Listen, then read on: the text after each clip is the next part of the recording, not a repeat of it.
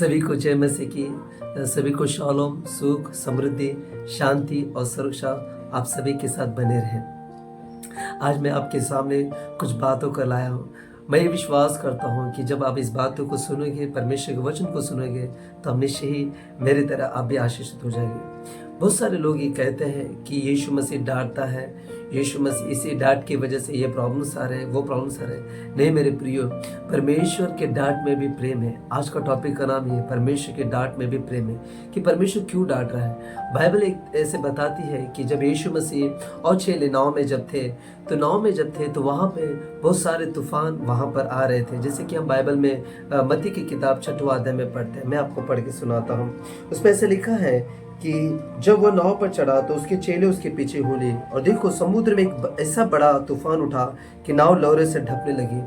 कहता है कि समुद्र में ऐसा तूफान उठा कि लहरें नाव को ढपने लगी करके कहता है। इसका मतलब नाव जो था वो कोई बड़ा नाव नहीं था, एक छोटा सा नाव था जिसमें 12 चेले थे और यीशु मसीह एक पतवार था। ये कहता है कि यीशु मसीह वहां पे सो रहा था और चेले डर रहे थे करके बाइबल बताती। चेले कौन चेले? वहां पे पतरस था, वहां पे अंद्रस था, वहां पे यूहन्ना था और बस बहुत सारे चेले। ये वो लोग थे जो समुद्र से उनकी जान पहचान थी।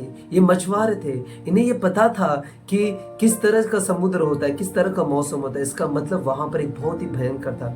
और जब यीशु मसीह को उन्होंने उठाया तो यीशु मसीह को उठाने के बाद यीशु मसीह ने उठकर उनसे कहा, हे अल्प विश्वासी। कैसे 26वें वचन में कहता है, यीशु ने उनसे कहा, हे अल्प विश्वासी, क्यों डरते हो? तब उसे उठकर आंधी और समुद्र को डांटा और शांत हो गया। वो ये बता रहा है कि सबको लगता है कि वो डांटा है, लेकिन वो डांटने के अंदर भी उसका प्यार छुपा हुआ था। वो ये चाहता है कि जो अधिकार यीशु मसीह के पास है वही अधिकार वो अपने चेलों को दिया है उसने। और चेलों को देने के बाद वो ये कहता है कि मैंने तुम्हें अधिकार दिया है, और जब मैं तुम्हें अधिकार दिया है तो जो तूफानों को मैंने डांटा है, जो समुद्र को मैंने डांटा है, कि तुम क्यों नहीं डांट सकते? वो चाहता है कि तुम डांटो। ये हमारा सबसे खूबसूरत एक अद्भुत भरा हुआ हमारा बाप है, जो ये चाहता है कि जो काम बाप ने किया है उससे बड़े बड़े काम बेटे करें। हालेलुया। और हम देखते कि उसने डांटा, जैसे उसने डांटा वो शांत हो गया। अब वो चाहता है कि तुम भी उस समुद्र को डांटे, तुम भी उस लहरों को डांटे, तुम भी उस तूफानों को डांटे, ताकि वो तूफान शांत हो जाए। उन दिनों के अंदर यीशु मसीह ने उन तूफानों को डांटा और तूफान शांत हो गया। उन दिनों के अंदर यीशु मसीह ने लहरों को, समुद्र को डांटा, वो शांत हो गया। अब परमेश्वर चाहता है कि तुम भी वही काम करो जो काम पिता ने, यीशु मसीह ने किया। आज हो सकता है कि हमारे जीवन के अंदर बहुत सारे तूफान हो रहे हैं। हो सकता है कि कर्जे के तूफान, गरीबी के तूफान, दुख के तूफान, परेशानी के तूफान, नाना प्रकार के समस्याओं के तूफान आपके जीवन में है। परमेश्वर चाहता है कि तुम अपने प्रॉब्लम्स को इसको ना बताते हुए तुम डायरेक्ट उस तूफान से बात करो, क्योंकि वो अधिकार हमें दिया। उसने कहा, ये अल्प विश्वासी। इसका मतलब ये नहीं कि विश्वास का कोई माप होता है, तो विश्वास का करता है। हालेलुया। बाइबल ये बताती है रोमी की किताब में कि वो विश्वास का करता है। विश्वास जब हमारे अंदर आता है, वचन ये कहता है, अगर तुम्हारा विश्वास एक राई के दाने की तरह भी होगा तो वो काफी उस पहाड़ को उखड़ के समुद्र में जाके गिरने में। परमेश्वर कहता है कि तू विश्वास कर, और विश्वास कर विश्वास से कह तो तूफान तुम्हारे जीवन में शांत हो गया। आज मेरे प्रियो, मैं आपसे कहता हूं कि जो भी तूफान से आप फाइट कर रहे हो, जो भी तूफान आपको डिस्टर्ब कर रहा है, चाहे जिस तरह से पतरस कह रहा है कि वो डर के मारे हमें बचा करके कह रहा है, आज वही परमेश्वर चाहता है कि अगर तुम्हें बचना है तो तुम उस तूफान से बात करो, उस समस्या से बात करो, उस परेशानी से बात करो, उससे कहो उखड़ कर जाके समुद्र में गिर जाओ, उससे कहो ए तूफान शांत हो जा। उन दिनों के अंदर यीशु मसीह ने कहा और तूफान शांत हो गया। इन दिनों के अंदर यीशु मसीह हमसे कहता है कि तुम भी उनसे बात करो और देखो वो तूफान शांत हो जाएगा। हालेलुया। परमेश्वर महान है, परमेश्वर अद्भुत भरा हुआ बात है। इसलिए उसने कहा मेरे जाना आवश्यक है, क्योंकि जब तक मैं न जाऊं तब तक वो पवित्र आत्मा, वो सहायक नहीं आएगा।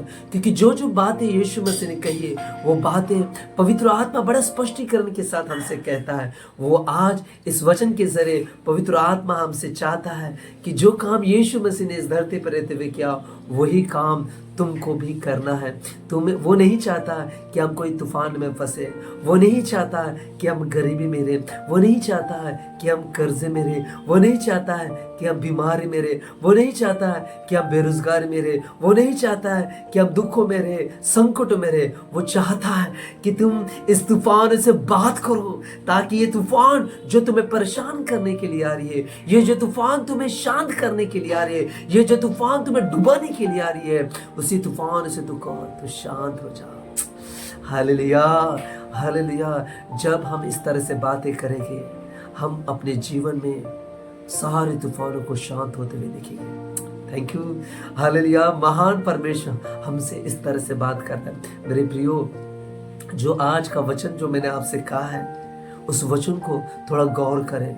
और हमें फाइट करने की जरूरत नहीं है, केवल हमें कहने की जरूरत है, क्योंकि हमारे मुख में जो शब्द है, वो शब्द जीवन को ले आता है, वो शब्द जीवन में आकार को लाता है। इसलिए आज से इस तूफानों से डरना बंद करें, इससे उसे जगाना बंद करें, प्रॉब्लम्स को बताना बंद करें। मैं चाहता हूँ कि आप केवल उस यीशु मसीह की तरह हमें केवल कहना है, हे तूफान शांत हो जा। मैं विश्वास करता हूँ जब हम इस प्रकार की बातें करेंगे, विश्वास की तरह बातें करेंगे, उस तूफान को हम शांत होते हुए देखेंगे अपने जीवन के। हालेलुया।